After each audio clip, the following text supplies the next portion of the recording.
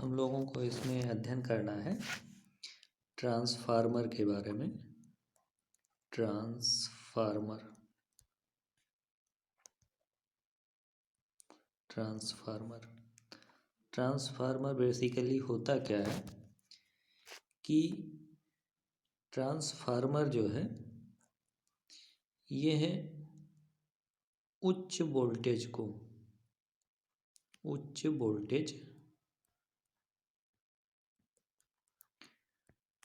Voltage या इस निम्न धारा, याद रखिएगा, उच्च वोल्टेज निम्न धारा को परिवर्तित करता है निम्न वोल्टेज में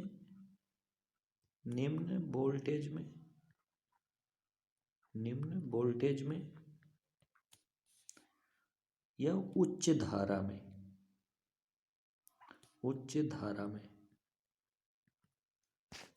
ट्रांसफार्मर एक ऐसी युक्ति है, एक ऐसे डिवाइस है जो उच्च वोल्टेज को निम्न वोल्टेज में या निम्न धारा को उच्च धारा में अथवा निम्न वोल्टेज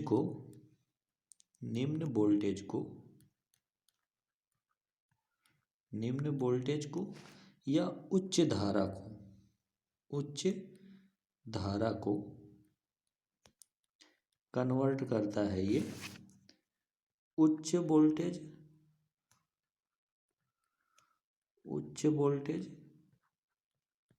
निम्न धारा में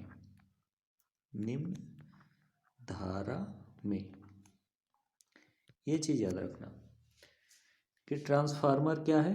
ट्रांसफार्मर एक ऐसी डिवाइस है जो उच्च वोल्टेज निम्न धारा को निम्न वोल्टेज उच्च धारा में या निम्न वोल्टेज उच्च धारा को उच्च वोल्टेज निम्न धारा में परिवर्तित करता है। इसको जैसे जैसे हम बोल रहे हैं ऐसे लिखते भी चलिएगा, कॉपी पेन लेकर के बैठिए ताकि इसको साथ में नोट भी करते रहें। एक चीज़ ये याद रखिएगा कि उच्च वोल्टेज, जैसे लोगों को याद रहता है कि ट्रांसफार्मर जो होते हैं दो प्रकार के होते हैं, एक अपचाई और एक उच्चाई ट्रांसफार्मर होता है। और उनको पता है कि एक उच्च वोल्टेज को निम्न वोल्टेज में, अब निम्न वोल्टेज को उच्च वोल्टेज में बदलता है। उसी के साथ में जोड़ दीजिएगा, अगर वोल्टेज उच्च है तो निम्न धारा, अगर निम्न वोल्टेज है तो उच्च धारा, और निम्न धारा है तो उसको उच्च धारा में बदलेगा, उच्च धारा है तो निम्न धारा में बदलेगा। ये याद करने का तरीका है। तो लिखेंगे इसमें क्या कि ट्रांसफार्मर एक ऐसी डिवाइस है जो उच्च वोल्टेज या निम्न धारा को निम्न वोल्टेज या उच्च धारा में बदलता है, अथवा निम्न वोल्टेज उच्च धारा को उच्च वोल्टेज निम्न धारा में परिवर्तित करता है। ये ट्रांसफार्मर का जो है कार्य है। अब फिर अगर बात करें कि ट्रांसफार्मर कितने प्रकार के होते हैं, ट्रांसफार्मर के प्रकार, तो ट्रांसफार्मर के प्रकार जो हैं तो ये दो प्रकार के दिखेंगे, दो प्रकार के होंगे। एक होगा इसमें स्टेप अप ट्रांसफार्मर, और दूसरा जो होता है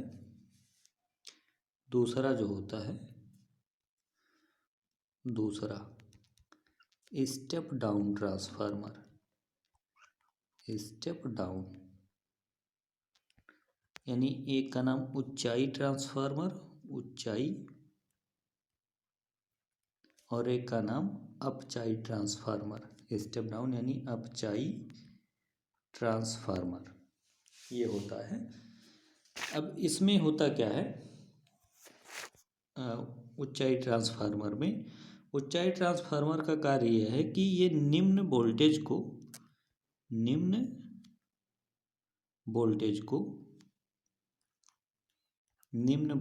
को क्या करेगा, उच्च वोल्टेज में बदलेगा। निम्न वोल्टेज को उच्च वोल्टेज में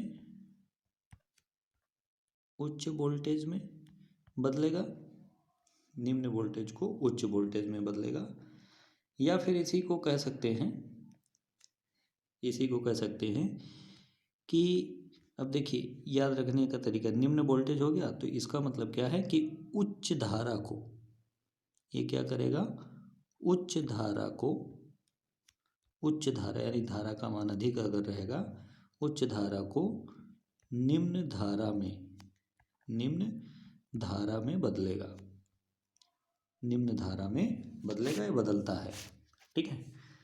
ऊंचाई ट्रांसफार्मर का कार्य क्या है कि निम्न वोल्टेज को उच्च वोल्टेज में या उच्च धारा को निम्न धारा में बदलता है। इसी तरह से अगर अपचाई ट्रांसफार्मर की बात करें तो अपचाई ट्रांसफार्मर क्या करता है, उच्च वोल्टेज को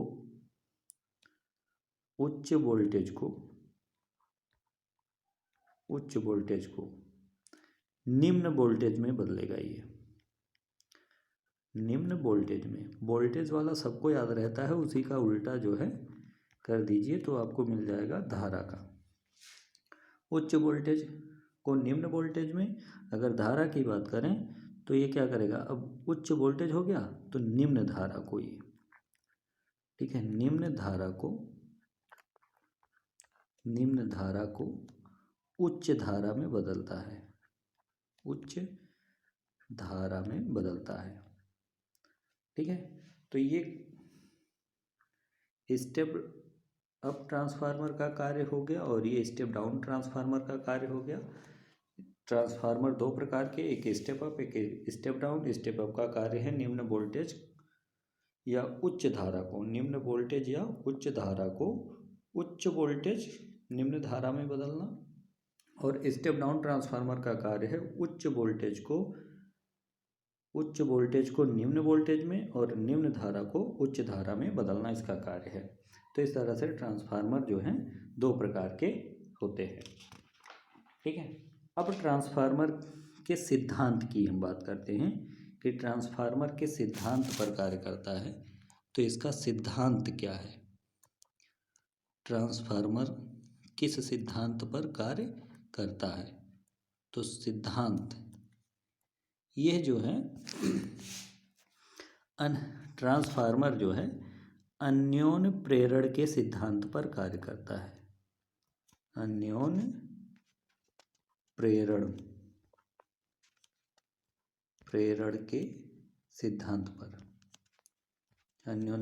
के सिद्धांत पर ये कार्य करता है। अन्योन्य प्रेरण के सिद्धांत पर, अन्योन्य प्रेरण के सिद्धांत यानी म्यूचुअल इंडक्शन इसको बोलते हैं।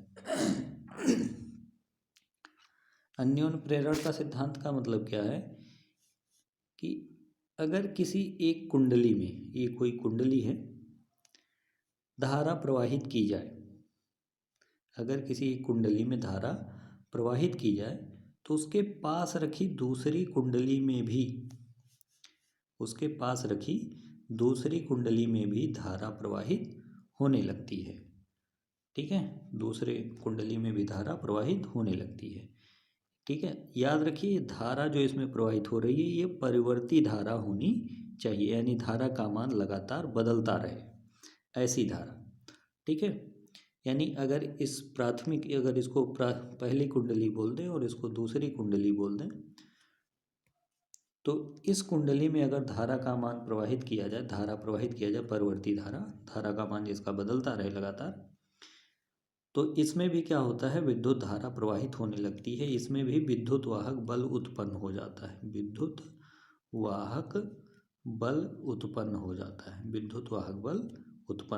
है, इसमें भी।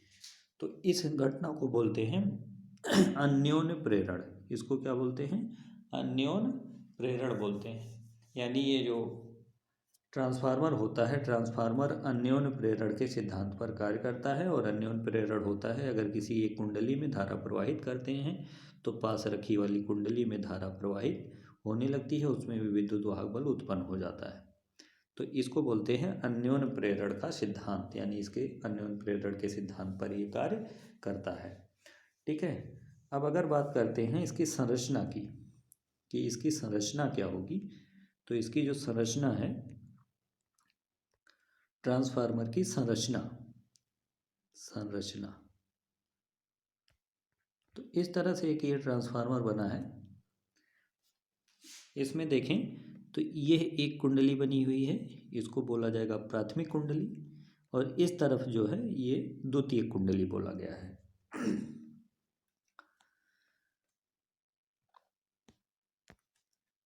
ये द्वितीय कुंडली है और ये प्राथमिक कुंडली।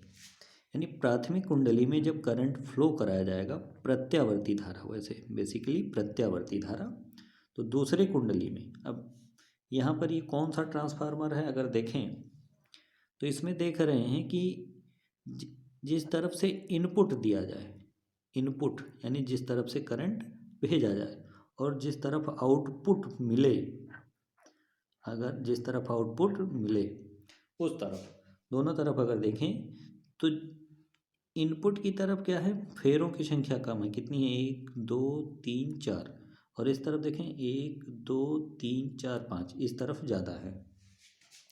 तो इनपुट की तरफ कम, आउटपुट की तरफ ज़्यादा।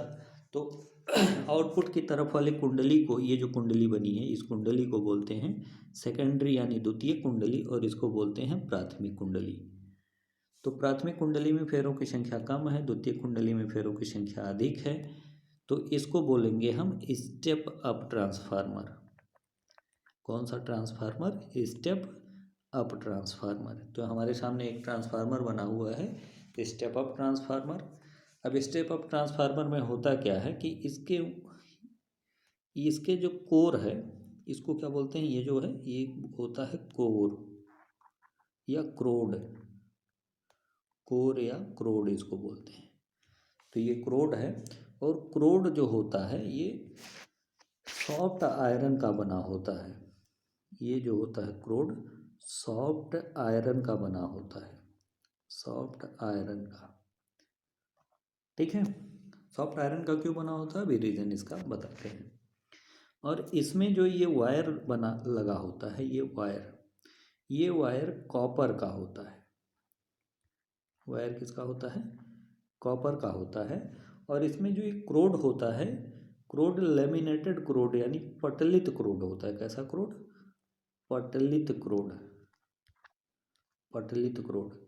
पटलित क्रोड का मतलब है कि पत्ती नुमा, एक के ऊपर एक पत्ती, जैसे देखिए कई लाइनें यहाँ पर ऐसे दिख रही हैं ना, एक कई लाइनें, ठीक है, यानी एक के ऊपर एक कई पत्ती, जैसे किताब के सब पेज होते हैं, एक के ऊपर कई पेज होते हैं, तो इस तरह से पेज नुमा ये पत्तियाँ होती हैं। वो उन पत्तियों को रख करके एक मोटी सी कोर बनाई जाती है, और इन पत्तियों के बीच में जो है कोई इंसुलेटर भर दिया जाता है। इंसुलेटर भर दिया जाता है।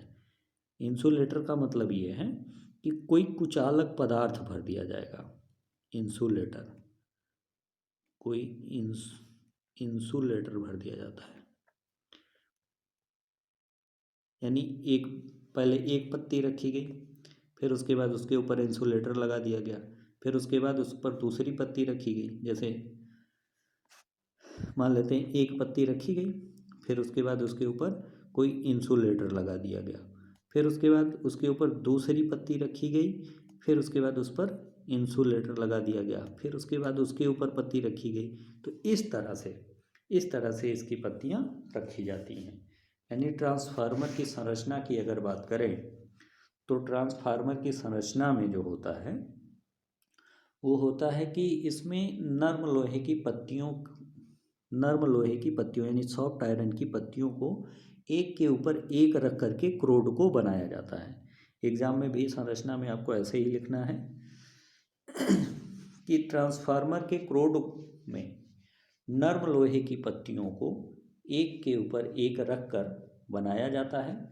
अब ये जो बनाया गया है यहाँ पर तो आयताकार दिख रहा है, आयताकार, ये आयताकार भी हो सकता है और बेलनाकार भी हो सकता है। तो आयताकार या बेलनाकार क्रोड बनाया जाता है। और फिर उसके बाद जो है इसके एक तरफ कम फेरों वाली कुंडली बनाई जाती है और दूसरी तरफ अधिक फेरों वाली कुंडली बनाई जाती है। जिस तरफ से इनपुट वोल्टेज देते हैं उस तरफ की कुंडली को प्राथमिक कुंडली, और जिस तरफ आउटपुट वोल्टेज प्राप्त होता है उस तरफ की कुंडली को द्वितीयक कुंडली कहते हैं। ये चीज़ याद रखिएगा, ऐसे लिखना भी है। कुंडली बनाने के लिए कॉपर के मोटे तारों का प्रयोग किया जाता है। कॉपर के मोटे तारों का प्रयोग किया जाता है, याद रखिएगा, मोटे तार ज़्यादातर प्रयोग में लाए जाते हैं। इसका रीज़न क्या है भी आगे समझ में आएगा। दो चीज़ें आपको यहाँ पर विशेषकर ध्यान रखनी है कि क्रोड सॉफ्ट आयरन का होता है और जो तार इसमें लपेटा जाता है ये कॉपर का होता है, और फिर उसके बाद जो क्रोड बनाई जाती हैं पत्तियों नुमा होती हैं, इनके बीच में जो है इंसुलेटर भर भर के जो है एक के ऊपर एक चिपका करके रखा जाता है। इस तरह से इनको बनाया जाता है। ठीक है, अब फिर थोड़ी सी इसमें बात करते हैं कि स्टेप अप और स्टेप डाउन ट्रांसफार्मर क्या है। तो ये एक हम ट्रांसफार्मर की ऐसे संरचना बना रहे हैं, ऐसे कहीं पर भी अब बना मिलता है तो ये समझ जाइए कि वो ट्रांसफार्मर बना हुआ है। ठीक है, ये हम दो चित्र बना रहे हैं, यहाँ पर दो चित्र। इस तरह की संरचना कहीं पर भी अगर अब दिखती है तो ये समझ जाइए कि वो ट्रांसफार्मर बना हुआ है। हम बोल देते हैं कि ये जो है ये इनपुट साइड है, इनपुट है, और ये आउटपुट है, आउटपुट, और इसका जो है ये इनपुट साइड है और ये इसका आउटपुट है, आउटपुट। तो अब अगर देखें ध्यान से तो इसमें इनपुट साइड में कम फेरे हैं, आउटपुट साइड में ज़्यादा फेरे हैं। तो इस तरह की संरचना जो आपको मिलेगी ये मिलेगी स्टेप अप यानी ऊंचाई ट्रांसफार्मर में। यानी ऊंचाई ट्रांसफार्मर क्या कर रहा होगा, निम्न वोल्टेज को उच्च वोल्टेज में बदल रहा होगा, निम्न वोल्टेज को उच्च वोल्टेज में, और ये क्या कर रहा होगा, उच्च वोल्टेज को निम्न वोल्टेज में बदल रहा होगा। ये क्या हो गया, step down transformer, step down transformer. ठीक है, तो step up transformer, step down transformer को आप ऐसे भी बता सकते हैं कि जिस ट्रांसफार्मर के प्राथमिक कुंडली में, जिस ट्रांसफार्मर के प्राथमिक, ये प्राथमिक कुंडली हो गई और ये सेकेंडरी, इसका ये प्राथमिक कुंडली हो गया, ये सेकेंडरी। तो आप ऐसे भी बोल सकते हैं कि स्टेप अप ट्रांसफार्मर के प्राथमिक कुंडली में कम फेरे होते हैं, कुंडली में कम फेरे होते हैं, और द्वितीय कुंडली में फेरों की संख्या अधिक होती है, और उसी तरह से इसमें भी परिभाषा आप लिख सकते हैं। तो इस तरह से जो है स्टेप अप ट्रांसफार्मर और स्टेप डाउन ट्रांसफार्मर को डिफाइन कर सकते हैं। तो ये बात हो गई संरचना की, ये संरचना हो गई।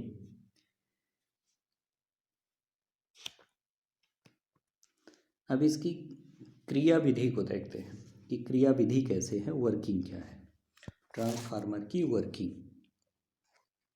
वर्किंग किस तरह से ट्रांसफार्मर कार्य करता है, वर्किंग, क्रिया विधि क्या है। तो क्रिया विधि में जो है, जब प्राथमिक कुंडली में, ये हम एक ट्रांसफार्मर बना रहे हैं, मान लेते हैं ये प्राथमिक कुंडली है और ये सेकेंडरी कॉइल है, द्वितीय कुंडली। अब इस कुंडली में एक प्रत्यावर्ती धारा प्रवाहित की गई, प्रत्यावर्ती धारा प्रवाहित की गई, प्रत्यावर्ती धारा। तो प्रत्यावर्ती धारा का मान लगातार बदलता रहता है, प्रत्यावर्ती धारा का मान लगातार बदलता रहता है। तो प्रत्यावर्ती धारा का मान लगातार बदलने की वजह से यहाँ से इस कुंडली से जो निकलने वाली वैद्युत फ्लक्स रेखाएं हैं, इस कुंडली से वैद्युत फ्लक्स रेखाएं वो इससे होकर के गुजर रही होंगी। इसका सिद्धांत तो यही है कि जब पास वाली कुंडली में वैद्युत धारा प्रवाहित की जाती है तो बगल वाली कुंडली में भी विद्युत धारा प्रवाहित होने लगती है, यानी इसमें भी विद्युत वाहक बल उत्पन्न हो जाता है। इसी सिद्धांत पर ट्रांसफार्मर कार्य करता है। तो मान लेते हैं कि इसमें प्रत्यावर्ती धारा प्रवाहित की गई प्राथमिक कुंडली में। तो प्राथमिक कुंडली में प्रत्यावर्ती धारा प्रवाहित करने से होगा क्या कि इस धारा का मान लगातार बदलता रहेगा, और इस धारा का मान लगातार बदलने की वजह से इस कुंडली से प्राथमिक कुंडली से जो फ्लक्स रेखाएं निकल रही होंगी, यहाँ से ऐसे जो फ्लक्स रेखाएं निकल रही होंगी, तो जैसे जैसे धारा का मान बढ़ेगा उसी के हिसाब से, उसी के अनुसार फ्लक्स रेखाओं के मान में भी परिवर्तन होता रहेगा। तो फ्लक्स रेखाओं के मान में परिवर्तन होने से, ठीक है, होने की वजह से इस बगल वाली रखी कुंडली में भी में से जो होकर गुजरने वाली फ्लक्स रेखाएं हैं, इन फ्लक्स रेखाओं के मान में भी परिवर्तन होता रहेगा।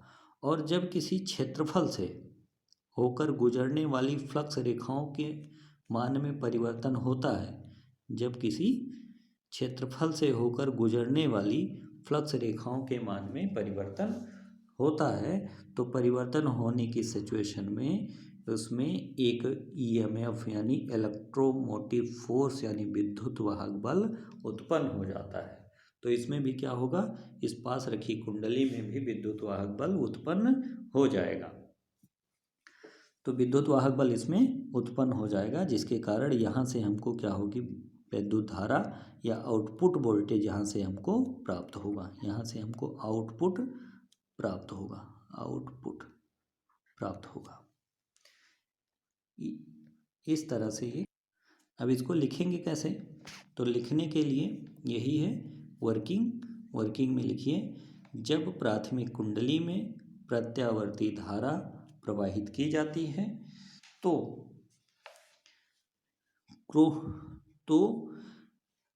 पास रखे वाले सेकेंडरी कॉइल में फ्लक्स रेखाओं के मान में लगातार परिवर्तन होने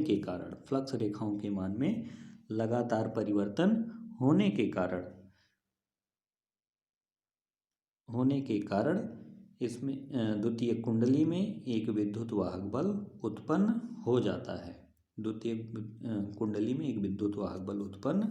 जाता है, और इस प्रकार से हमें आउटपुट वोल्टेज प्राप्त होता है। अगर धारा के बारे में भी लिखना चाहते हैं तो लिख सकते हैं कि जब इसमें प्रत्यावर्ती धारा प्रवाहित की जाती है तो अन्योन्य प्रेरण के सिद्धांत के अनुसार द्वितीय कुंडली में भी एक प्रेरित धारा, तब ये लिखिएगा, एक प्रेरित धारा प्रवाहित होने लगती है। अब इसके बारे में इससे पहले वाले चैप्टर में विद्युत चुंबकीय प्रेरण में ये सारी चीज़ें आपको डिटेल से बताई जाती हैं। तो एक प्रेरित धारा उत्पन्न हो जाती है। इस तरह से इसकी वर्किंग कंप्लीट होती है। अब यहाँ पर इसमें कुछ कैलकुलेशन है। अब अगली हेडिंग जो हमारी होगी वो होगी कैलकुलेशन की। तो कैलकुलेशन में अगर देखें, गणना कुछ करी जाती है, तो कैलकुलेशन, तो गणना में अगर देखें तो अगर हम मान लें कि माना प्राथमिक कॉइल कुंडली पीसी यानी प्राइमरी कॉइल में फेरों की संख्या यानी कितनी बार लपेटा गया, फेरों की संख्या क्या है, इसको हम बोल देते हैं कैपिटल एन पी, यानी पी का मतलब प्राइमरी और एन का मतलब नंबर ऑफ टर्म्स यानी फेरों की संख्या क्या है, एन पी है। और सेकेंडरी कॉइल में फेरों की संख्या जो है वो क्या है, एन एस है। क्या है, एन एस, ठीक है। और प्रत्येक फेरे से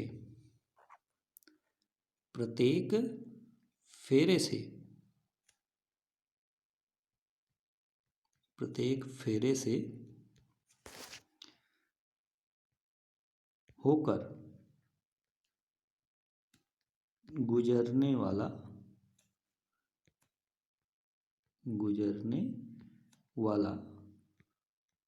फ्लक्स, प्रत्येक फेरे से होकर गुजरने वाला फ्लक्स क्या है, वो उसको मान लेते हैं फाई है। क्या है? फाई है प्रत्येक फेरे से, यानी एक फेरे से कितना फ्लक्स गुजर रहा है, फाई। तो प्राथमिक कुंडली की अगर हम बात करें, ठीक है, प्राथमिक कुंडली की अगर हम बात करें तो प्राथमिक कुंडली में एनपी फेरे हैं और एक फेरे से 5 फ्लक्स गुजर रहा है, तो एनपी फेरों से कितना फ्लक्स गुजरेगा। किसकी बात करें? प्राथमिक कुंडली से की बात करें, प्राथमिक कुंडली की बात करें तो प्राथमिक कुंडली से होकर गुजरने वाला कुल फ्लक्स कितना होगा। प्राथमिक कुंडली में कुल फ्लक्स कितना हो जाएगा? कुल फ्लक्स तो कुल फ्लक्स तो यही हो जाएगा एन पी इंटू फाई, क्योंकि एक से कितने फ्लक्स गुजर रहे हैं, फाई, और कितने फेरे हैं, एन पी, तो एक फेरे से इतना, तो एन पी फेरों से एन पी इंटू फाई हो जाएगा। इतने फ्लक्स होकर के गुजरेंगे। ठीक है। अब इसके बाद अब बात करते हैं इसी तरह से द्वितीय कुंडली में। अच्छा, पहली कुंडली में अभी इसी वक्त ज्ञात कर लेते हैं कि ईएमएफ कितना रहा, विद्युत वाहक बल, यानी प्राथमिक कुंडली में क्या ईपी बोल देते हैं, विद्युत वाहक बल। एक मिनट, ऐसे लिखते हैं इसको,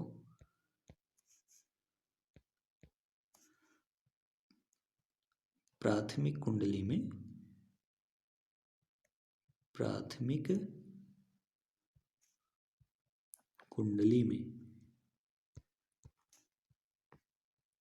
ईएमएफ यानी विद्युत वाहक बल, तो इसको क्या बोल देते हैं, ईपी। क्या बोल देते हैं, ईपी। तो ईपी इज इक्वल टू विद्युत वाहक बल बराबर होता है ई बराबर minus D phi by D T. क्या होता है? Minus D phi by D T. और इसी प्रत्यावर्ती धारा में जो है, एक बार हम ई इज इक्वल टू आप लोगों को बताए थे जब सर्किट थ्योरी पढ़ा रहे थे, तो उसमें बताए थे कि ई इज इक्वल टू क्या होता है, minus L D I by D T. तो दोनों होता है, यहाँ पर हमको ये वाला मान रखना है। ठीक है, तो E P is equal to क्या होता है, माइनस डी फाई, और ये फाई जो होता है टोटल होता है, टोटल फ्लक्स होता है, तो फाई टी बोल देते हैं, टोटल फ्लक्स अपॉन में D T, total flux upon में डी टी। अब फाई टी का मान रखें कि टोटल फ्लक्स प्राथमिक कुंडली में कितना है, प्राथमिक कुंडली में टोटल फ्लक्स कितना है। तो प्राथमिक कुंडली में टोटल फ्लक्स की अगर हम बात करें तो क्या आया है, N P into phi, N P into phi. ठीक है, तो चलिए रख देते हैं minus D N P into phi upon में डी टी। अब एन पी तो डी से हो जाएगा बाहर, तो क्या हो गया, minus N P D phi by D T, ये हो जाएगा। ये क्या आया, ई पी बराबर। ठीक है, इसको इक्वेशन नंबर 1 मान लेते हैं, इक्वेशन नंबर 1। अब इसी तरह से बात करते हैं कि द्वितीय कुंडली में, इसी तरह से द्वितीय कुंडली में कुल फ्लक्स कितना होगा। द्वितीयक कुंडली में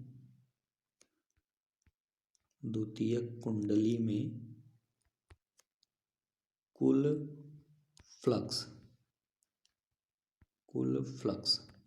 कितना होगा, तो इसको हम क्या बोल दें, क्या हो जाएगा, N S into five, N S into five, क्योंकि एक फेरे से, ठीक है, एक फेरे से जो है, एक फेरे से कितना फ्लक्स गुजर रहा है, फाइव, तो एन एस फेरों से कितना फ्लक्स गुजरेगा, एन एस इंटू फाइव, तो इतना फ्लक्स जो है गुजरेगा।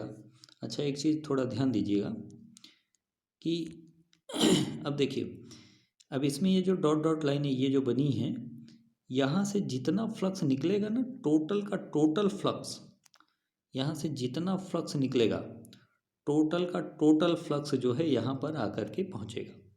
ठीक है, सॉफ्ट आयरन के होने की वजह से, सॉफ्ट आयरन का यही उपयोग है कि यहाँ से जितने भी फ्लक्स निकल रहे होंगे, यहाँ से जितने भी फ्लक्स निकल रहे होंगे सभी फ्लक्स को, ठीक है, लगभग सभी फ्लक्स को अपने अंदर से ही जाने देता है। यानी ये कुछ फ्लक्स यहाँ से कुछ होते हैं, लेकिन लगभग सभी फ्लक्स ये सॉफ्ट आयरन के होने की वजह से, सॉफ्ट आयरन जो होता है एक लौह चुंबकीय पदार्थ है, और लौह चुंबकीय पदार्थ जो होते हैं वो जितनी भी चुंबकीय क्षेत्र रेखाएं होती हैं उन सभी रेखाओं को अपने अंदर से पास कराते हैं। अगर कोई फ्लक्स रेखा मान लेते हैं, ऐसे सोच रहा था कि बाहर से निकल जाएं, तो ये क्या करेगा, अपने पास बुला लेगा, कहेगा कि ना इधर से। ठीक है, यानी इसी फ्लक्स में। अब देखिए यहाँ पर फ्लक्स, यहाँ पर ये जो कुंडली में फेरों की संख्या है ये क्या है, कम है, यहाँ पर ज़्यादा है, तो ये वैल्यू ऑटोमेटिकली क्या होती है, बड़ी हो जाती है। यानी जितने फ्लक्स यहाँ से निकले पहुँचे तो उतने ही, लेकिन इसमें जो है कुल फ्लक्स कितना हो गया, NS/φ हो गया। तो NS का मान क्या है, ज़्यादा है, तो ओवरऑल इसका मान क्या हो जाएगा, ज़्यादा हो जाएगा, इसका कम हो जाएगा। तो ये इसकी वर्किंग आती है, ये ज़रूरत पड़ती है। ठीक है, इसी वजह से सॉफ्ट आयरन का प्रयोग किया जाता है। ठीक है, जब आप लोगों को हानि बताएंगे कि ट्रांसफार्मर में जो ऊर्जा हानि होती है, तो उसमें ये चीज़ आप लोगों को क्लियर करेंगे और बढ़िया से। ठीक है, तो यहाँ पर जो है द्वितीय कुंडली में कुल फ्लक्स कितना हो जाएगा, NS/φ। अब फिर द्वितीय कुंडली में हमको ज्ञात करना है कि EMF कितना होगा, यानी इलेक्ट्रोमैटिक मोटिव फोर्स कितना होगा द्वितीय कुंडली में। तो यहाँ पर आप लोग लिखिएगा कि द्वितीय कुंडली में विद्युत वाहक बल, तो उसको क्या बोल दे, ES बोल देते हैं, यानी सेकेंडरी कॉइल में। और आपको पता है E बराबर क्या होता है, -dφ/dt, -dφ/dt, और फाई क्या होता है, फाई टोटल होता है, ये फाई टोटल। तो -dφ टोटल यानी dφ/t यानी टोटल बाई dt। अब फिर उसके बाद माइनस फाई टोटल का मान रख दीजिए, फाई टोटल का मान क्या है, dNs/φ में dt। अब यहाँ से NS भी d से बाहर हो जाएगा, तो d से बाहर होकर के क्या मिला हमको, -NS/dφ/dt। ये क्या आया हमारा, ES बराबर आया है, ES बराबर, इसको मान लेते हैं समीकरण नंबर 2। और फिर उसके बाद समीकरण 2 में 1 से भाग कर देते हैं। समीकरण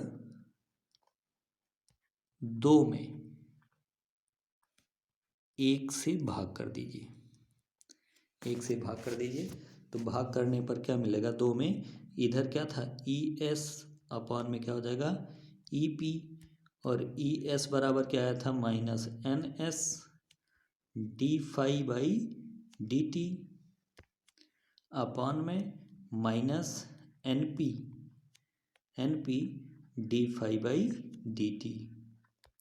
तो dφ/dt से dφ/dt कैंसिल हो जाएगा, माइनस से माइनस कैंसिल हो जाएगा, और बचेगा क्या, ES/EP is equal to NS/NP, NS/NP।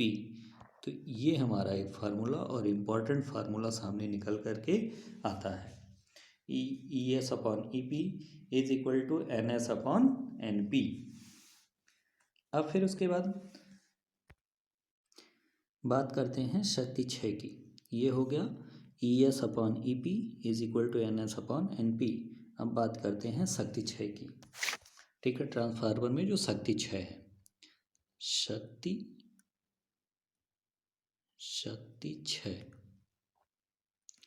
शक्ति क्षय, तो आप लोगों को पता है कि शक्ति क्षय क्या होता है।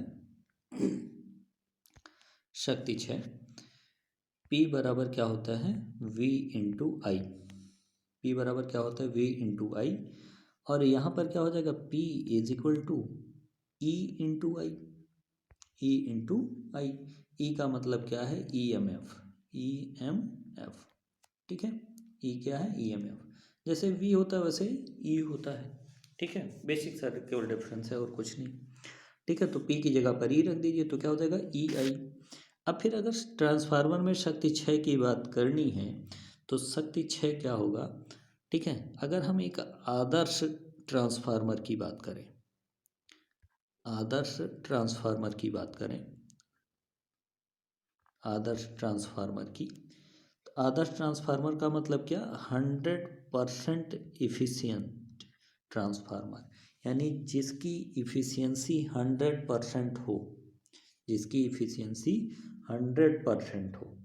100% यानी जितना इनपुट वोल्टेज मिले उतना आउटपुट, जितना इनपुट उतना आउटपुट, यानी जितनी शक्ति इनपुट की जाए, जितनी शक्ति इनपुट की जाए उतनी शक्ति आउटपुट के रूप में मिले, तो उसको क्या बोलेंगे हम लोग, आदर्श ट्रांसफार्मर, आदर्श ट्रांसफार्मर, ठीक है।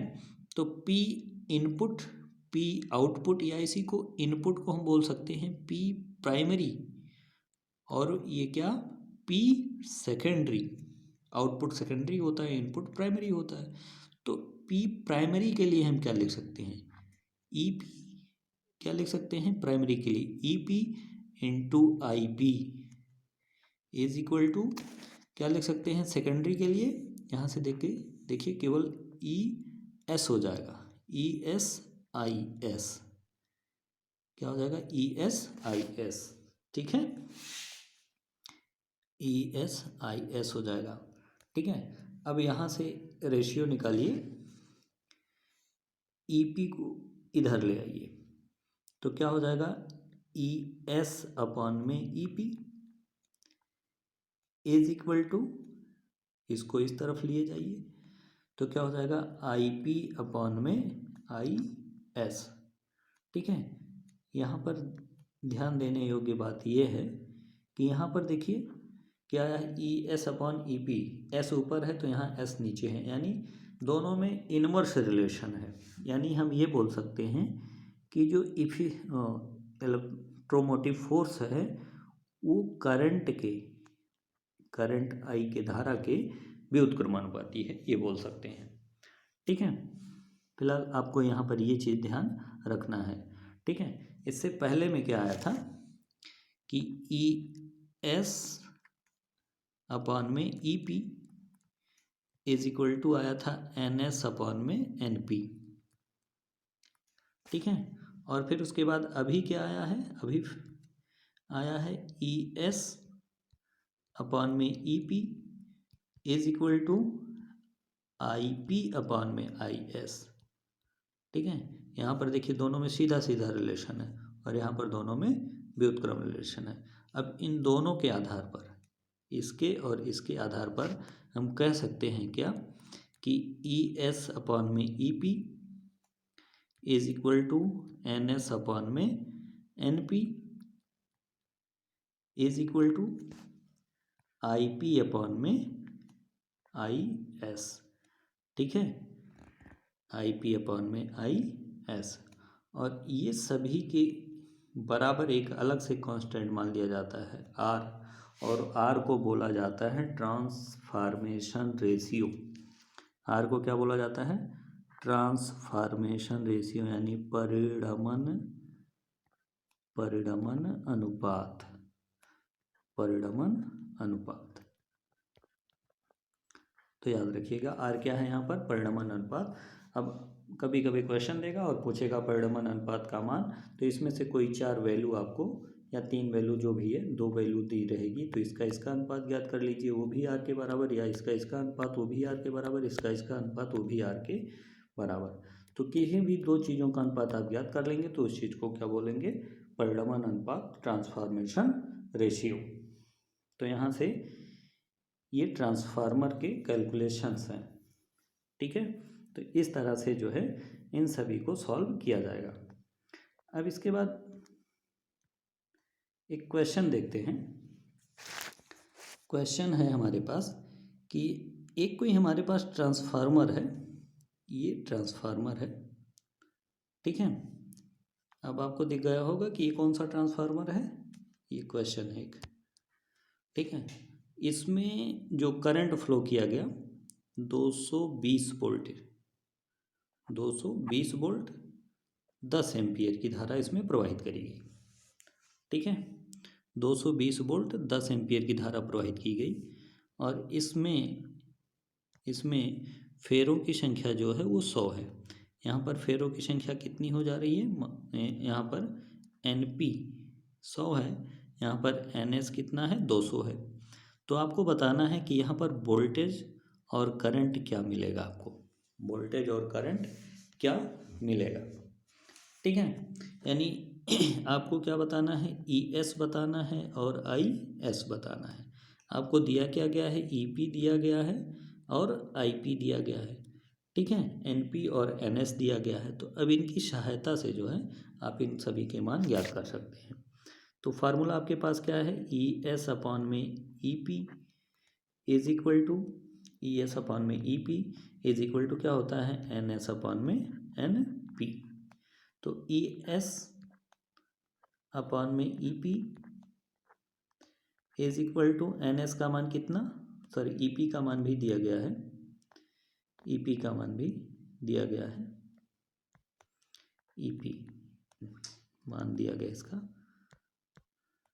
ये है 220 बराबर NS का मान कितना है 200 और इसका मान कितना है 100।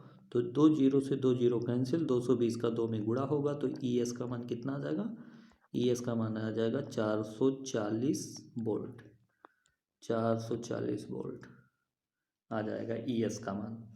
अब इसी तरह से हमको IS का मान बताना है, IP का मान दिया गया है। तो अब फार्मूला कोई भी लगा लीजिए आप, चाहे तो ES अपॉन में EP is equal to IP upon में IS लगा लीजिए, या फिर NS अपॉन में NP is equal to IP upon में IS, दोनों में से कोई भी फार्मूला लगा लीजिए, आंसर वही आना है।